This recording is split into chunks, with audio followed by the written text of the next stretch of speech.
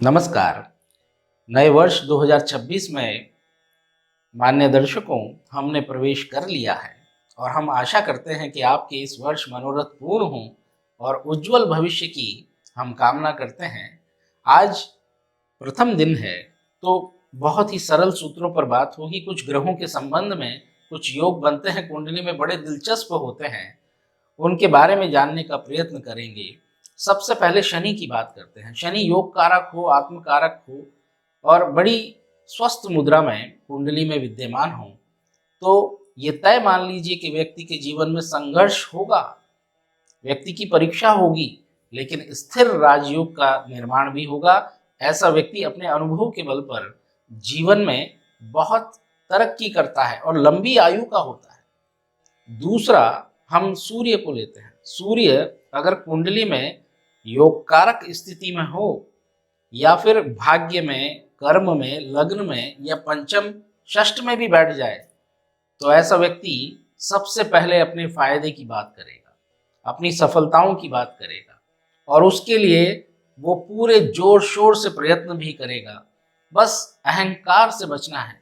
अहंकार बहुत बड़ी बाधा सिद्ध हो सकता है और अहंकार, घमंड और गुस्सा कहीं ना कहीं प्रधान हो जाए तो व्यक्ति सफलताओं को भी पीछे छोड़ देता है, यानी कि वो प्राय विफल हो जाता है।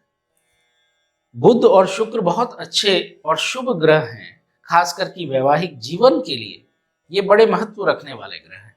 लेकिन अगर ये अष्टम में बैठ जाए, पुरुषों के लिए शुक्र और स्त्रियों के लिए बृहस्पति अगर वहां नीच होकर, अस्त होकर या पाप प्रभाव में भी बैठ जाएं, तो वैवाहिक जीवन में अवश्य ही संघर्ष होता है।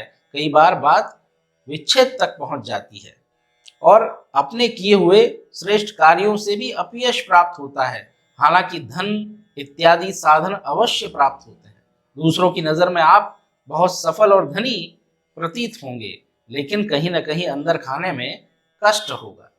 बुध चतुर्थ में बैठ जाए तो ऐसा व्यक्ति बहुत बड़ी प्लानिंग करता है, लोगों को खूब सलाह देता है और लोगों की उन्नति में ऐसे लोगों का बड़ा हाथ होता है, लेकिन खुद वहीं के वहीं अपने स्थान पर ही व्यवस्थित होते हैं। अपने ज्ञान का प्रयोग खुद पर नहीं करते।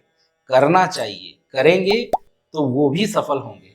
तो इस प्रकार से हमने कुछ बातें की, बड़े दिलचस्प। अगर आप कुंडली में लगा के देखेंगे तो बड़ा आनंद और सही फलित आपको प्राप्त होगा।